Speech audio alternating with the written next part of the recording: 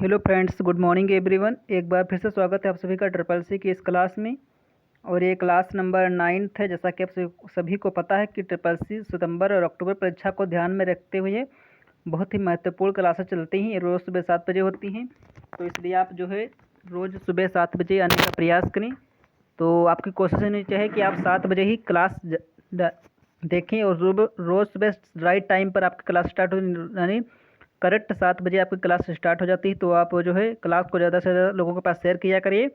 और सभी को गुड मॉर्निंग। सभी लोग क्लास को शेयर कर दीजिएगा, लाइक कर दीजिएगा। अगर चैनल पर नए सब्सक्राइब जरूर कर लेना है।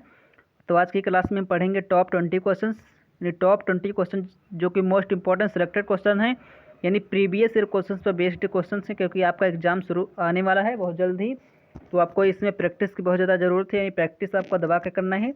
तो आपको इस चैनल पर प्रैक्टिस दबा के कराई जाती है, तो इस चैनल को सब्सक्राइब कर लेना है। तो बढ़ते हैं आज के क्वेश्चन की तरफ। क्वेश्चन हमारे क्या कहता है, पहला क्वेश्चन आपकी स्क्रीन पर दिख रहा होगा, निम्नलिखित में से विषम को चुनें। तो पहला क्वेश्चन का आंसर आप लोग चैट बॉक्स में फटाफट देने का प्रयास करें। CBI, SBI, BOI फिर RBI। तो इसका सही जवाब क्या बनने वाला है? विषम मतलब इंग्लिश में अगर बोले तो ओड, ओड यानी जो सबसे डिफरेंट हो, या फिर ये भी कह सकते हो सबसे डिफरेंट जो हो, ओड यानी सबसे डिफरेंट जो हो उसे कहते हैं विषम, उसे कहते हैं ओड। अंग्रेजी में इसका अर्थ होता है ओड। तो सबसे डिफरेंट इसमें कौन सा ऑप्शन आपको दिख रहा है? CBI मतलब central bank of India, SBI का मतलब है स्टेट बैंक ऑफ इंडिया, जबकि BOI मतलब है बैंक ऑफ इंडिया, जबकि RBI का मतलब है रिजर्व बैंक ऑफ इंडिया। इन सभी के फॉर्म आप सभी एक कॉपी पर लिख लीजिए। एक अगर आप नोट्स बनाते हो तो मैंने आपसे पहले बताया था कि आप हमारी क्लास में आकर नोट्स जरूर बनाया करें। तो जो बहुत इंपॉर्टेंट जो है चीज़ें बताते हैं, तो आप लोग उनको लिख सकते हो। तो CBI का फुल फॉर्म आपसे पूछा जाता है central bank of India, SBI का full form state bank of India, जबकि BOI का फुल फॉर्म था बैंक ऑफ इंडिया, जबकि RBI का फुल फॉर्म था रिजर्व बैंक ऑफ इंडिया। तो रिजर्व बैंक ऑफ इंडिया यानी रिजर्व बैंक ऑफ इंडिया, तो इसका जो राइट आंसर बनेगा ऑप्शन नंबर D ही बन जाएगा। नहीं, रिजर्व बैंक ऑफ इंडिया जो है ये सबसे विषम है। सबसे विषम ये क्यों है? क्योंकि ये सभी इन सभी बैंकों का कंट्रोलर है, यानी ये जो है रिजर्व बैंक ऑफ इंडिया है, ये भारत की सभी बैंकों को कंट्रोल करती है और भारत की मौद्रिक नीति का निर्धारण भी करती है। और एक क्वेश्चन पूछा था कि RBI का जो है स्थापना कब हुई? तो RBI की जो स्थापना हुई थी 1935 में हुई थी। RBI एक्ट आया था 1934 में, जिसके थ्रू RBI की स्थापना जो हुई थी 1935 में हुई थी। आपको ये भी पॉइंट्स लिख लेना है कि RBI की स्थापना 1935 में हुई थी। वर्तमान में अगर गवर्नर पूछा जाए तो आप लोग चैट बॉक्स में फटाफट लिखें कि वर्तमान में RBI के गवर्नर कौन है, रिजर्व बैंक ऑफ इंडिया के गवर्नर कौन है। तो वर्तमान समय में गवर्नर कौन है, आप लोग लिखिए फटाफट चैट बॉक्स में। तो वर्तमान समय में गवर्नर की बात करें RBI की, तो वो है हमारे शक्तिकांत दास। यानी शक्तिकांत दास जो हैं वे वर्तमान समय में हमारे गवर्नर हैं RBI के, रिजर्व बैंक ऑफ इंडिया के। तो इस पॉइंट्स को आप भी लिख सकते हो। तो ऑप्शन नंबर इसका सही होगा D। तो क्वेश्चन नंबर 2 क्या कहता है? लिब्रे ऑफिस से इम्प्रेस में स्लाइड का नाम बदला जा सकता है, स्लाइड को रीनेम किया जा सकता है। ऑप्शन नंबर A है ट्रू, ऑप्शन नंबर B है फॉल्स। तो आपके हिसाब से क्या जवाब होना चाहिए, सही या फिर गलत है? तो आप लिब्रे ऑफिस इम्प्रेस से बहुत ज़्यादा क्वेश्चन आपके बन रहे हैं। डेली प्रैक्टिस क्लास होती है, तो इसमें रोज़ हम जो है डिफरेंट टॉपिक से क्वेश्चन जो छांट कर लाते हैं। तो आपको वीडियो लाइक करना, लाइक किए बगैर नहीं जाना है, यह बात आपको ध्यान रखना कि वीडियो को जरूर लाइक करना है। तो क्वेश्चन नंबर 2 का राइट आंसर क्या बनेगा? ऑप्शन नंबर A यानी ट्रू हो जाएगा। लिब्रे ऑफिस इम्प्रेस में आप स्लाइड का नाम बदल सकते हो, बिल्कुल बदल सकते हो, रीनेम कर सकते हो। तो क्वेश्चन नंबर 3 क्या कहता है? लिब्रे ऑफिस में कैलकुलेटर का उपयोग किया जा सकता है, कैलकुलेटर का उपयोग किया जा सकता है, बताना है सही आंसर क्या बनेगा। तो सिंपल सा जवाब है ऑप्शन नंबर A है। ऑप्शन नंबर A है ट्रू, ऑप्शन नंबर B है फॉल्स। तो ट्रू फॉल्स में जवाब देना है, TF में जवाब देना है, सत्य असत्य में जवाब देना है। तो सभी लोगों क्लास को शेयर कर देना है, चैनल को सब्सक्राइब कर लेना। तो इसका जो ऑप्शन नंबर A है यानी ट्रू हो जाएगा, क्योंकि लिब्रे ऑफिस में कैलकुलेटर भी आप का उपयोग कर सकते हो। तो दोनों क्वेश्चन सही हो जाएंगे। क्वेश्चन नंबर आज का 4 कहता है, बिना रिसाइकिल बिन में जाए हुए किसी फाइल को डिलीट करने के लिए किस की का इस्तेमाल होता है? बिना रिसाइकिल बिन में, क्योंकि आप जो है एक बार फाइल को जो है डिलीट करते हो, तो आपको पता होगा कि अगर एक बार आपने फाइल को डिलीट किया तो वो रिसाइकिल बिन में स्टोर हो जाती है। तो आपको बिना रिसाइकिल बिन में जाए हुए जो आपको जो है परमानेंटली फाइल को डिलीट करना, तो आपको कौन सी की दबाना होगा? डिलीट की दबाना होगा, या फिर कंट्रोल प्लस डिलीट की, या फिर शिफ्ट प्लस डिलीट, या फिर इनमें से कोई नहीं। तो एक ही सही जवाब है, आपको बताना है। तो आपको बताना है क्या होगा सही जवाब। ये सभी महत्वपूर्ण क्वेश्चन है, बिल्कुल इसी तरह के क्वेश्चन आपको देखने को मिल सकते हैं। अगर आप हमारे डेली स्टूडेंट्स हैं तो आपको बहुत ज़्यादा कॉन्फिडेंट हो गया होगा कि हमने बहुत सारे क्वेश्चन आपको करा दिए हैं ऑलरेडी, बहुत सारी क्लासेस करा दी हैं। अगर आपको देखना है तो आप उन क्लासेस को देख सकते हो, बहुत इंपॉर्टेंट क्लासेज हैं। सभी क्लासेस की लिंक डिस्क्रिप्शन बॉक्स में, पीडीएफ आप पढ़ सकते हो टेलीग्राम चैनल पर। तो टेलीग्राम की भी लिंक डिस्क्रिप्शन बॉक्स में अवेलेबल है। तो इसका जो ऑप्शन नंबर सी है, शिफ्ट प्लस डिलीट, यानी शिफ्ट के साथ अगर डिलीट की प्रेस करोगे तो बिना रिसाइकल बिन में जाए हुए आपकी फाइल डिलीट हो जाएगी। तो बढ़ते हैं क्वेश्चन नंबर 5 के। विंडोज़ 10 में टास्क बार को कहाँ नहीं रख सकते हैं। टास्क बार आपकी होती है तो उसमें बहुत सारी, तो बताना है इस तरह की टास्क बार होती है, तो उससे कहाँ पर नहीं लगा सकते। लेफ्ट में इधर मतलब, राइट में इधर, और सेंटर मतलब इधर, कॉर्नर मतलब किसी कोने में। तो आप कहाँ नहीं लगा सकते हो विंडोज़ 10 में टास्क बार। तो इसका सिंपल सा जवाब देना है आपको, ज़्यादा सोचने की कोई बात भी नहीं है, इजी सा क्वेश्चन है। तो क्वेश्चन नंबर 5 का आंसर बनेगा सी, यानी सेंटर में आप जो है विंडोज़ 10 में टास्क बार को नहीं लगा सकते हो, और बाकी दाएं बाएं ऊपर नीचे चाहे जहाँ पर लगाओ, लेकिन सेंटर यानी बीच में नहीं लगा सकते हो। सेंटर का मतलब होता है बीच में आप टास्क बार को विंडोज़ 10 में नहीं लगा सकते हो। ऑप्शन नंबर सी से होगा। क्वेश्चन नंबर 6 क्या कहता है, निम्न में से टेलीग्राम से संबंधित कौन सा कथन असत्य है। यानी ऐसा कौन सा कथन है जो टेलीग्राम को असत्य, टेलीग्राम के संबंध में असत्य है, यानी गलत है, टेलीग्राम के संबंध में उसका मतलब गलत है। तो पहला जो तो कथन है, इंस्टेंट त्वरित संदेश, यानी इंस्टेंट मैसेज भेजता है। त्वरित मतलब इंस्टेंट मैसेज भेजता है, या ई बुक पढ़ने की अनुमति देता है, मल्टीमीडिया डाटा करते हैं। फिर वॉइस ओवर आईपी सर्विस आप लिख लीजिए इंग्लिश में थोड़ा, voice over IP service. Option number D, voice over IP service. तो क्वेश्चन को अच्छे से पढ़ना है, फिर आपको जवाब देना है। नहीं, टेलीग्राम से संबंधित कौन सा कथन गलत है। तो त्वरित संदेश यानी इंस्टेंट मैसेज तो भेजता है। ऑप्शन नंबर ए तो बिल्कुल सही बात है। तो ऑप्शन नंबर सी देख सकते हैं, मल्टीमीडिया में डाटा भी आप शेयर कर सकते हो, मल्टीमीडिया कोई भी डाटा आप शेयर करते हो। और वॉइस ओवर आईपी सर्विस भी देता है आपको टेलीग्राम, जबकि जो है ई बुक पढ़ने की अनुमति नहीं देता है। ये बात आपको ध्यान रखना है। ऑप्शन नंबर बी, यानी ई बुक पढ़ने की अनुमति आपको टेलीग्राम में नहीं मिलती है। ऑप्शन नंबर बी सही हो जाएगा। तो क्वेश्चन नंबर हमारा 7 का, माई जीओवी ऐप नागरिकों को डॉट में भागीदारी के लिए मंच के रूप में कार्य करता है। थोड़ा अंग्रेजी में ही लिख गया, कोई बात नहीं। माई जीओवी ऐप जो है नागरिकों को डॉट में भागीदारी के लिए मंच के रूप में कार्य करता है। किस में भागीदारी के लिए मंच के रूप में कार्य करेगा? इलेक्शन में, गेम में, रेसिंग में, फिर गवर्नमेंट में।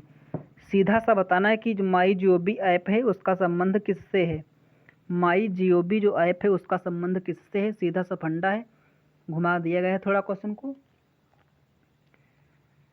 तो माई जीओवी से क्या पता चल रहा होगा, जीओवी मतलब गवर्नमेंट क्या करती है, शासन, तो गवर्नेंस से संबंधित होगा। ऑप्शन नंबर डी, इस तरह से आप ध्यान रख सकते हो। और ई संजीवनी ऐप अगर पूछा जाए, ई संजीवनी अगर आप पूछा जाए आपसे, ई संजीवनी का संबंध किससे है, तो उसका संबंध जो है मेडिसिन से है, यानी मेडिसिन से है। माई जीओवी का संबंध गवर्नेंस से है। तो इस तरीके से आप ध्यान रख सकते हो। क्वेश्चन नंबर 8 क्या कहता है, क्यूआर कोड को कब निर्मित किया गया। यानी क्यूआर कोड के बारे में मैंने बहुत सारी जानकारी आपको पहले ही दे चुकी हैं, अगर आपको नहीं पता तो और भी जानकारी हम दे रहे हैं आपको। क्यूआर कोड को कब निर्मित किया गया, पहली बात इसका फुल फॉर्म आपको पता होना चाहिए। क्यूआर कोड का फुल फॉर्म होता है quick response code, quick QUIC, quick response code. QR code का फुल फॉर्म होता है क्विक रिस्पॉन्स कोड। आप इसे लिख सकते हो अगर आपको नहीं आता है। अगर आता है तो ज़रूर, कोई लिखने की कोई बात भी नहीं है, लेकिन अगर आपको नहीं आता तो ज़रूर लिखिएगा। बहुत ज़्यादा पूछा जाता है क्यूआर कोड से रिलेटेड। एक क्वेश्चन पूछा था, क्यूआर कोड को किसने खोजा था। क्यूआर कोड को जो है डेंसो वेब ने खोजा था। इसका आविष्कारक भी बहुत इंपॉर्टेंट है, डेंसो वेब ने क्यूआर कोड को खोजा था। क्यूआर कोड का फुल फॉर्म था क्विक रिस्पॉन्स कोड, जबकि कब निर्मित किया गया था, 1994 में। ऑप्शन नंबर डी इसका सही होगा, 1994, 1994 में। आप क्लास को लाइक कर सकते हो अगर आपको पसंद आ रहा हो क्लास। अगर आप कुछ सीख रहे हो क्लास को तो जरूर लाइक कर सकते हो। क्वेश्चन नंबर 10 का तो वाईफाई पासवर्ड की अधिकतम लेंथ कितनी होती है। लेंथ मतलब लंबाई या फिर यानी कितने अक्षरों में आप लिख सकते हो अधिकतम वाईफाई के पासवर्ड को। तो वाईफाई क्या होती है, वाईफाई का फुल फॉर्म भी आपसे पूछ लिया था। वाईफाई का फुल फॉर्म आपसे आपको पता नहीं जो वायरलेस फिडेलिटी, यानी वायरलेस फिडेलिटी वाईफाई का फुल फॉर्म होता है। आप इससे नोट करके लिख लेना है कि वायरलेस फिडेलिटी जो होता है वो वाईफाई का फुल फॉर्म होता है। तो जो है आप लिख सकते हो वाईफाई का फुल फॉर्म वायरलेस फिडेलिटी। इसका सही जवाब क्या बने वाला है क्वेश्चन नंबर 10 का। तो क्वेश्चन नंबर 10 का राइट आंसर बनेगा ऑप्शन नंबर सी, यानी 63। वाईफाई के जो पासवर्ड की अधिकतम जो लेंथ होती है वो 63 होती है। 63 करेक्टर आप लिख सकते हो। क्वेश्चन नंबर 11 क्या कहते हैं, निम्न में से बिटकॉइन के फाउंडर कौन है। बिटकॉइंस मतलब ब्लॉकचेन, बिटकॉइंस के फाउंडर कौन है। यानी बिटकॉइंस के फाउंडर बताना है आपको। पावेल ड्रोब है, सतोशी नाकामोटो है, फिर विजय शेखर शर्मा है, फिर इनमें से कोई नहीं। पावेल ड्रोब के बारे में आपको पता होगा। पावेल ड्रोब जो है टेलीग्राम के फाउंडर हैं, तो ये तो गए काम से, ये टेलीग्राम के फाउंडर हैं। जबकि विजय शेखर शर्मा ये पेटीएम के फाउंडर हैं, यानी ये पेटीएम के फाउंडर हैं। तो आप इन दोनों बातों को अच्छे से नोट करके लिखना कि टेलीग्राम के फाउंडर पावेल ड्रोब और निकोली ड्रोब हैं, जबकि विजय शेखर शर्मा जो है पेटीएम के फाउंडर हैं। जबकि बिटकॉइंस के फाउंडर पूछा जाए तो सतोशी नाकामोटो, ऑप्शन नंबर 20 का सही हो जाएगा। तो आप इन पॉइंट्स को नोट करके लिख सकते हो, ऑप्शन नंबर 20 का सही होगा। क्वेश्चन नंबर 12 क्या कहता है, ई गवर्नेंस में कंप्यूटरीकरण पर ध्यान दिया जाता है। ऑप्शन नंबर ए है फॉल्स, ऑप्शन नंबर बी है ट्रू। तो अब अच्छे से क्वेश्चन को पढ़ना है फिर जवाब देना है। ई गवर्नेंस का मतलब क्या होगा। ई का मतलब होता है इंटरनेट, यानी सभी जगह पर इंटरनेट का यूज होता है। इंटरनेट कैसे यूज करोगे, तो कंप्यूटरीकरण तो करना ही पड़ेगा। तो ई गवर्नेंस के अंतर्गत आपको जो है कंप्यूटरीकरण पर ध्यान दिया जा रहा है। ऑप्शन नंबर ए बी सही हो जाएगा। बी पे ट्रू है, ऑप्शन नंबर ए पे फॉल्स है। तो इस तरीके से आप क्वेश्चन को बढ़िया अच्छे से पढ़ा करें, तब जो है टिक लगाना है आपको वहाँ पर आपको सेंटर में एग्जाम हॉल में। भुगतान के लिए एईपीएस का उपयोग किया जाता है। ऑप्शन नंबर ए है फॉल्स, ऑप्शन नंबर बी है ट्रू। एईपीएस का फुल होता है आधार इनेबल्ड पेमेंट सिस्टम, यानी आधार इनेबल्ड पेमेंट सिस्टम। आधार इनेबल्ड पेमेंट सिस्टम होता है एईपीएस का फुल फॉर्म। इसका बताया गया है ट्रू है फिर फॉल्स, यानी इसका जो उपयोग है वो जो है भुगतान मतलब ट्रांजैक्शन के लिए किया जाता है कि नहीं। तो इसका जो राइट आंसर क्या बनने वाला है, एईपीएस का उपयोग भुगतान मतलब ट्रांजैक्शन के लिए किया जाता है। ऑप्शन नंबर बी ट्रू हो जाएगा। तो आप नोट करके लिख लेना इस क्वेश्चन को। क्वेश्चन नंबर 14 है, निम्नलिखित में से किसमें विजार्ड का ऑप्शन होता है। ये क्वेश्चन बहुत इंपॉर्टेंट है, वेरी वेरी इंपॉर्टेंट क्वेश्चन है। आप इसे नोट करके लिख लेना है अलग, पीडीएफ में तो मिल ही जाएगा, लेकिन आपको अलग नोट करके लिख लेना है इस क्वेश्चन को कि विजार्ड का ऑप्शन कहाँ होता है। ये कई बार एग्जाम में पूछा गया क्वेश्चन है, तो इसलिए आप वेरी वेरी इंपॉर्टेंट आप इसके लिख रहे मस्ट इंपॉर्टेंट क्वेश्चन जो है, यानी AMI यानी मस्ट इंपॉर्टेंट क्वेश्चन है ये। आप इसे स्टार लगा के लिख लेना है कि विजार्ड का ऑप्शन कहाँ होता है। आपको सिंपली इस क्वेश्चन को रट लेना है, बस ज़्यादा दिमाग लगाने की कोई ज़रूरत भी नहीं है। तो कहाँ पर होता है विजार्ड जो होता है ऑप्शन फाइल मेन्यू में आपको मिल जाएगा विजार्ड का ऑप्शन। तो आपको याद हो गया होगा। क्वेश्चन नंबर 15 का, जब यूपीआई लॉन्च किया गया तब निम्न में से गवर्नर कौन थे। कौन गवर्नर कार्यरत थे, मतलब आरबीआई के गवर्नर कौन थे जब उस समय जब यूपीआई लॉन्च किया गया। यूपीआई मतलब होता है unified payment interface. Unified payments interface जो होता है इसका फुल फॉर्म होता है। तो उस समय जो है इसके गवर्नर कौन थे पूछा गया है।